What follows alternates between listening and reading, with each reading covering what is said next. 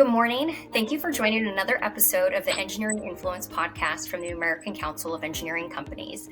My name is Diana Olaire, and I am the Director of Market Intelligence here at ACEC National. Today, I am joined by Mike Moss, President at the Society of College and University Planning in Ann Arbor, Michigan. Mikey, thank you so much for joining me today. Of course. Thank you for having us. Absolutely. So just a little bit about Mike here. As president at SCUP, Mike primarily is responsible for working with the board of directors on the alignment and execution of the society's strategic plan. In collaboration with the members of the SCUP Council, he works to create an environment where members from all planning types can come together to, really share experiences and solve their stickiest challenges together. He has experience with nonprofits and other state and international associations since about 92. Taking him across North and South America, Europe, and Asia. Moss starts his day reading blogs, listening to podcasts, catching up on the news, and listening to Metallica. An avid gardener, he enjoys spending time outdoors with his wife and son. So before we get started, I have to ask, Metallica? All day, every day. Absolutely. It's a thing. So we prepared ourselves this morning accordingly for our conversation. So yeah. Awesome. I'll have to give it a listen. Yeah. So let's get into the higher education market because that's why we're here today. So can you tell us more about SCUP for those that are not aware of your organization and what your mission is? Certainly. So we are a professional association. So we're individuals, not institutions. And we also have, in addition to colleges, universities, we do have a corporate presence as well.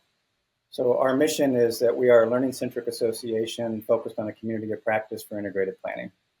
And what that essentially means is that we take all departments, so we're a horizontal association, not a vertical discipline. So anybody involved in planning for their institution at any level is encouraged and welcome to be a member of the organization. And in terms of that institutional to corporate breakdown, 43% of our members are corporate, primarily in the design, build, construction fields, so the physical campus planning. And now, when I used to work for engineering firms, SCUP was an association that we went to your event. Because if you're in business development or marketing and your engineering firm is doing work in the higher education, universities and colleges, you want to go to the SCUP event because that's where you're going to get ideal networking and exposure to some potential clients. So I know we didn't plan for this, but when is your next event so we can let our members know if they want to join? Oh, that's great. That's the best marketing pitch I've heard in a while. So thank you. That was awesome. So our annual conference is in July of each year. And in July of 2025, we will be celebrating our 60th anniversary with our conference in Honolulu, Hawaii. Oh, well, what a terrible place to go. It's just awful. I know, right? So if you can't do planning well in Hawaii, then don't plan at all. But yeah, that's what we'll be. And then in 26, we come back stateside to Minneapolis. So those are the next two opportunities to join us at the annual. Awesome. Thanks for sharing that intel with us. So my next question is kind of forward looking. So what does the higher educational sector look like today? And where do we see it going in the next 5 years so engineering firms can plan? Yeah, so where we are today is I think at the intersection of macro and micro trends that we've known about for a while. Taking the pandemic aside, which caught all of us in all industries probably surprised and in some cases unprepared. But what we're dealing with now is not things that we didn't see coming. It's just things that we may not have prepared correctly for. So if we think about the physical campus, the enrollment cliff that's coming that we'll talk about here in a minute was on the books for a long time. We saw that coming. And how that may manifest itself in physical space, programming, and curriculum, those things are where we are currently sitting and trying to figure out what might that look like for the next 10 years when the true impact of an enrollment change happens. We're also sitting, as we'll talk about a little bit, I'm sure here too, at a administration change in Washington, which will have impact on higher ed. And overall, where we're sitting currently is that we're doing pretty well historically, right? So we've had our peak. The enrollment peak was in the 2010s. But where we are sitting now is that despite the news, despite the conversations, which are real and important, the value of higher ed is still pretty consistent. We're still putting out qualified individuals and students for the workforce. We're very focused on STEM. So where we might imagine that going in 5 years, with all the things we're about to talk about trend-wise, is that we might see a few more institutions close. We'll probably definitely see a few more institutions merge. We might see some programming changes, and we're absolutely going to see the impact of space modification, multi-use, hybrid, more fluid, and agile buildings. We're going to see changes in where the demography shifts. Not all states will have a declining population. Not all states will have declining enrollment. So we'll see a lot of shifting over the next 5 years as we enter the 2030s, which is about right halfway through this enrollment cliff that was caused by the declining birth rates at the last recession. So I'm hearing it's still a really good market. It's strong. It's going to anticipate, even with some other trends that might impact it negatively, it's still a market worth Yeah. being in. Is that right? Yeah, and there's some truths that we need to be really paying attention to, especially as employers, right? So if we take the employer approach for your firms, is that there are changes not just in the birth rates for the demographic changes, but also just in choosing to go to college. So males in particular are choosing less to go to 2 and 4 year institutions and are choosing different career paths through the trades and other sorts of post-secondary opportunities. And graduation rates have changed. They've gotten longer. So when you see published graduation rates, those are based on 6 year graduation rates, not 4. So you're going to see some shifts there. So what we have to pay attention to is not just, and I don't say this to be funny about things, but the top 100 football schools are probably fine. So the major institutions are probably going to do okay. When we look at the institutional enrollment in the country, half the institutions in our country have less than 2,200 students. Of those, a third of them have less than 1,000 students. Those are the institutions that don't have big non-tuition opportunities for revenue. They don't have growing enrollments. They don't have large endowments. So they have different pressures on them, and that's a lot of what we've seen in the last couple of years. Is coming out of the pandemic, those schools are under financial duress differently than other institutions that might have a little bit longer financial pipeline just because of size. Right, really good intel to have there. I wanted to take a step back to the physical design elements that you kind of Mhm. had touched on there. What new things are trending? When we spoke earlier, you had mentioned multidisciplinary buildings and how they're high in demand right now. So what are those buildings, and what are the demand? What's the most interesting right now that everybody wants to have? Oh, that's a great question. So, two things are true, right? We have space needs, and we will still need to build new spaces. The technology changes to support STEM programs and other disciplines. We have to keep up with the ability to be at the leading edge of those disciplines. So we might see the combined use buildings for multiple disciplines because of hybrid learning or other sorts of learning models that may come out of the institutions. And then at the same time, we have the ironic problem of excess space. So there's a couple studies out from different organizations that would cite that 60% of the campus is actually used on the daily basis. It means 40% of the space is unused on a daily basis. Wow. Is that because of situational programming? Is it because of curriculum changes? Or is it just space that's now non-functional towards the main purpose of the institution, which is its academic plan? So as we look at all those things and balance that out, what's really interesting is the need and conversations around flexible learning spaces. So taking a multidisciplinary approach is one thing, but also having curricular changes where I'm meeting hybrid, I'm meeting only in the classroom for collaboration. It's like a flex classroom, or I'm looking at today it's configured for lecture, tomorrow it's configured for lab, and on Friday it's configured for open learning. Like how is your physical space going to be able to take in those different requirements, all of which require technology support? Really good insight to have there for our members. There's another topic that was kind of leading in really heavy into our conversation, and it is the word cliff, which just sounds really terrifying. So Yeah. we keep an eye on population trends here at ACEC to see how that might impact the markets that engineers work in. And we reported in our last market intel brief about births dropping in Mm-hmm. 2007, which means that now, of course, approaching 25 and 26, they should all be in that enrollment grade and going into colleges and universities. So I've heard the term coined the enrollment cliff for 25 and 26. So tell us more about that and how that's going to impact the market. Yeah, so in general, the data is going to support about a 15% drop in graduating seniors to go into post-secondary school, right? So it's not insignificant, right? Yeah. But what we might offer is that changing cliff to just enrollment changes, because at the same time, with the workforce challenges that we all have in all industries, including my own, in the nonprofit industry, workforce challenges are real, labor shortages are real. upskilling, reskilling is real, is that we might see a lot of institutions starting to pursue the non-traditional aged college student. So the traditional age being 18 to 22, we may see a lot of folks coming back between 25 and 35 or 35 and 45 even, coming back for that upskilling, reskilling. So your marketing that you did so well for SCUP, by the way, that marketing pitch that we'll be doing as a higher ed field might look a little bit different to mitigate a little bit from the traditional aid students who are just mathematically, there's less of them. And then, all things are tied to all systems, right? So when we're having these conversations, the other part that comes in there is it also goes, you're assuming that the same rate of people graduating still go to college. And as we just mentioned a minute ago, with the workforce changes and choice changes and the value conversation of higher ed, we might imagine that even there's less graduating and then less choose to go to secondary school, post-secondary school. So there's a lot of factors in there in the cliff beyond just the birth rate changes. It's also going to have to do with career choices, workforce development. And that's why we like to offer that the enrollment changes might be that perspective change, that your primary audience might shift from being 18 to 22-year-olds to 18 to 35-year-olds. What about, and I don't think I brought this up earlier when we spoke, international students. I know in US it's a much smaller percentage than, say, Australia. It's like a really huge number, like between 20-35%. Do you think that's something that could supplement for this decline in enrollments?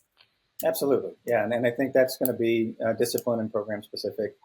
You think about the curriculums that attract someone to come a half a planet away to school. I think there was a lot more effort in the institutions doing recruitment in those markets as well. Yeah, and that alone comes with a lot of other opportunities for engineers, because think about on student or off campus housing, excuse me. They're going to need housing more than maybe someone that might be in state. So a lot of more opportunities surrounding those schools. I want to talk about AI. Everyone wants to know how it's impacting markets. How do you think it's going to, I mean, it's already in the educational market, but how do you think it's going to change campus planning and the way our engineers might be interested? Well, I think we'll talk about AI, not generative AI, right? So on the AI side, right, we know for sure, because we're already doing it. A lot of us, even us small companies like SCUP, are using it for analytics and big data analysis and helping us make, the human-centered decisions are still human-centered, but they're being supported out of the big data sets differently with the AI tools. And I think institutions obviously are going to be doing the same thing, if not already. So as we manage, kind of thinking about it from a research assistant, and what I might emphasize is, at least for the short term here, thinking 25 to 30 to 2030, we're still going to have human intervention a lot with the AI systems. And so as we move a little bit towards from AI analytics and big data sets and using it as a tool to help us suss out all that data, making the human interventions and human decision making still, eventually we're generating something. So the Gen AI still is going to be part of the conversations that we have to have. And at what point does the generative AI become reliable enough that it's not requiring human intervention? And what would that do to your workforce changes? So right now, I think most of us, I won't pick one of them, but we pick a tool, a large language model. We go in and we do our thing. We don't go straight to publish. We don't send straight to the client. And that's probably going to hold true for a while. But that does not mean we shouldn't be experimenting with the tools. So I think I will reference another association here that I think your members would get great value out of going to their website. It's called EduCause, EDU-Cause, EduCause. They are the IT Association for Higher Ed, and they have tremendous research. A lot of it publicly available that will go through how institutions and workforces are imagining using AI, both for workforce development, for analytics, and then eventually for generative content, and where they currently stand. And in the current state, most institutions will say that they're not getting the right training yet. They're not getting the right support yet. So we still have a long way to go before AI becomes a ubiquitous tool, but it's definitely on its way. Thank you for sharing that resource for our members. Second to last question here. Any insight into how the new administration might impact the higher education market? Because everybody wants to know. Yeah. Well, I'll qualify this by saying we are not a lobbying organization, but obviously all of our partners are. So we have a lot of these conversations. And I will get specific to your question, but in general, either administration winning, either candidate winning, administration was going to have an impact on higher ed. Right. And in both cases, we can probably presume, and now we'll just go with the administration that will be incoming in January. The next couple of years, we'll probably see a lot of litigation. Whether or not they determine they want to dismantle and change how they do the education department, the Department of Education, is to be seen, requires congressional approval, and in all cases, there'll be litigation. So there'll be a lot of that going on. I think you'll see a movement toward privatization and school of choice, probably feeding into then, of course, a different requirements for post-secondary. That school of choice primarily being secondary K-12. You'll see a lot of conversations around Title IX and individuals' preferences and rights. And again, that'll move into litigation and congressional policy. So the next couple of years, we'll see a lot of policy discussions, a lot of litigation. What will also be interesting is seeing how funding works. And again, I'll go back to, regardless of which institution won, we were looking at some challenges around funding. So there's a lot of movement towards feds moving back down to let the states control their funding, and states already had made massive changes in state funding after the last recession. Those funds never really came back to pre-2008 levels. So there's a lot. I have said nothing positive, but yet disruption, right? But there is some positive in all of it, and that is that regardless of one's personal perspective, it's always good to have the conversation. And I think what I'm looking forward to in the next administration is that there's some long-standing tropes that have been positive for the most part. There's long-standing tropes that have been positive, maybe more negative for certain populations. And to be able to have those conversations now, as we literally look towards developing a workforce for the future, it's time, right? It's time for us to have those conversations. I'm hopeful that it doesn't have to be contentious, but people. So we'll see how it goes. So you teed this up nicely. We're talking about funding, so I want to pivot to finances. You mentioned to me earlier about schools closing at a rapid rate, which is just as scary as this enrollment cliff. So can you tell us more about that? Yeah, so I think all of us, especially in the field like your members have, is we're always talking about acquisitions, mergers, but it's acquisitions, mergers, closures, and it's also now going to be, I think, acquisitions, mergers, closures, consolidations. Because one of the real outcomes of the changes we're seeing is there are a number of institutions, about 100, who've closed their doors post-pandemic. A lot happened in 2024. It goes back to the earlier conversation we had around enrollment sizes. Many of the small schools, many private, just weren't quite able to get the financial turn. Seen a lot of mergers. But what we're probably going to see more of at all levels, including the major institutions that are arguably on pretty sound footing, is programming changes. So you'll see curriculum changes, programming changes, institutions making choices on where they're putting their faculty dollars and where they're going to let things go.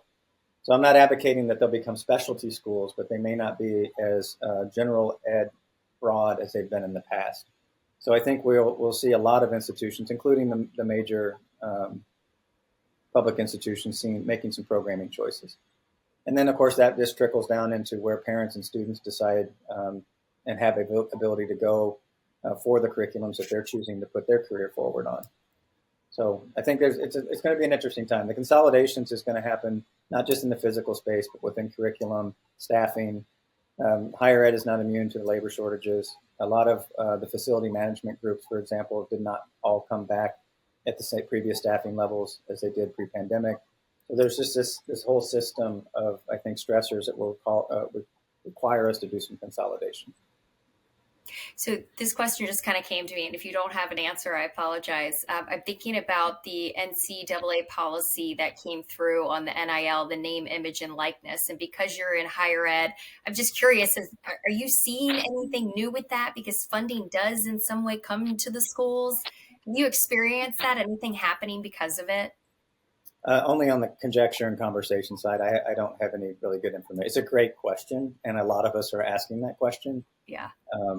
There's some really good interviews actually on the various networks this weekend with coaches of various levels, both pro and college, talking about the fact that there's really only pro style management now because it's really free agency for athletes now in terms of work one season here, 2 seasons there, 1 season somewhere else. And so the whole finance game around that is going to be fascinating. And I don't have enough information to say what that might look like. There is an organization or two out there that is starting the research, so we should start to see some results of that here probably in the next year. Great, thank you. So, this is about all the time we have for today. Listeners, please note that just before the holiday, ACEC released the latest market intelligence brief focused on the educational market, which actually includes K through 12 and higher education.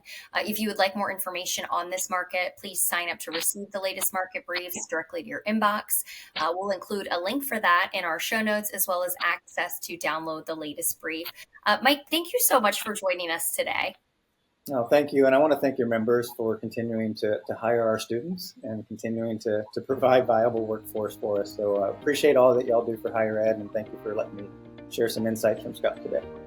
Thanks, Mike. And that is about all that time we have. Thank you for joining another episode of the Engineering Influence podcast from the American Council of Engineering Companies. I'm Diana O'Lear. Happy holidays and see you next time.